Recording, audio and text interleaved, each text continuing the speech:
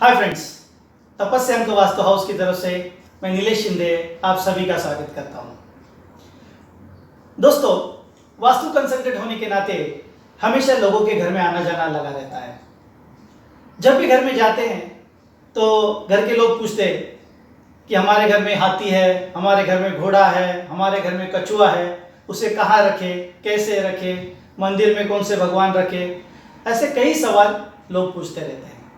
इन दिनों में हम उसे FAQ कहते हैं, यानी फ्रीक्वेंटली आस्क्ड क्वेश्चन। तो ऐसे ही कुछ सवालों के जवाब हम आने वाले वीडियोस में आपको देने वाले हैं। आज बात करेंगे हाथी की। तो सबसे पहले दोस्तों मैं ये बताना चाहता हूं कि हाथी जो है वो लक्ष्मी माता का वाहन है और गणेश जी का प्रतिरूप है। तो इसका मतलब ये होता है कि हाथी जो है वो एक शुभ प्राणी है। तो शुभ प्राणी होने की वजह से इसका घर में वास्तव करना बिल्कुल शुभ माना गया है। तो कई बार ये लोग पूछते हैं कि हाथी तो है लेकिन एक रखे या दो रखे।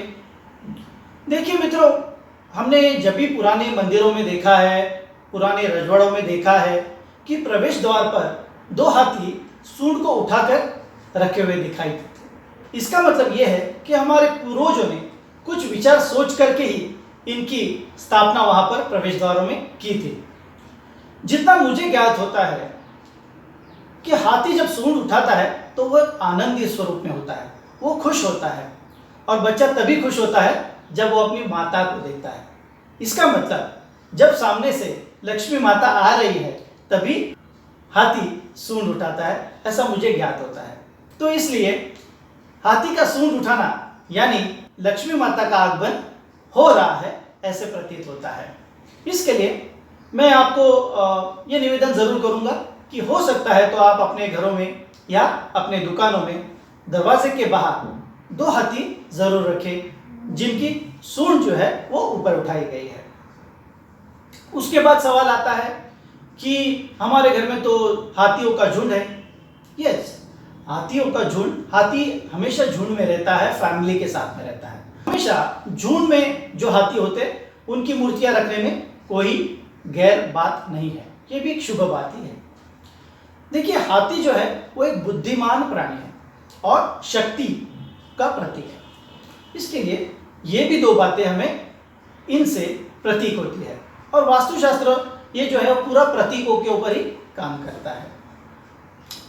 उसके बाद कई बार ऐसे सवाल आते हैं कि हमारे पास हाथी तो है लेकिन उसकी सूंड नीचे है। जब हाथी की सूंड नीचे है तो मुझे ऐसा लगता है कि लक्ष्मी माता वो हाथी के ऊपर विराजमान है। तो ऐसे वक्त उस हाथी को घर के अंदर की तरफ मुंह करके आप रख सकते हैं।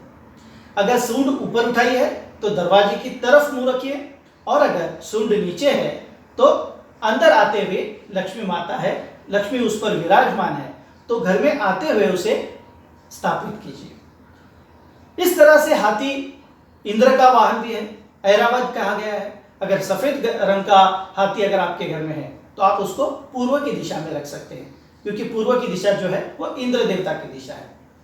अगर आपके घर में लाल रंग का हाथी है तो उसे आप अग्निकोण में यानी साउथ ईस्ट में रख सकते हैं। तो इस तरह से हाथी अपने घर में जरूर रखें और बुद्धि और शक्ति का प्रतीक होने की वजह से आपको इससे जरूर फायदा होगा। दोस्तों, हमारे चैनल को जरूर सब्सक्राइब कीजिए। आपके सवालों को कमेंट बॉक्स में जरूर लिखिए। हम कोशिश करेंगे कि आपके सवालों के जवाब हम तुरंत दे दें। आने वाले वीडियो में और कई चीजों के बारे में बात करेंगे। तब तक के लिए धन्यवाद। Thank you.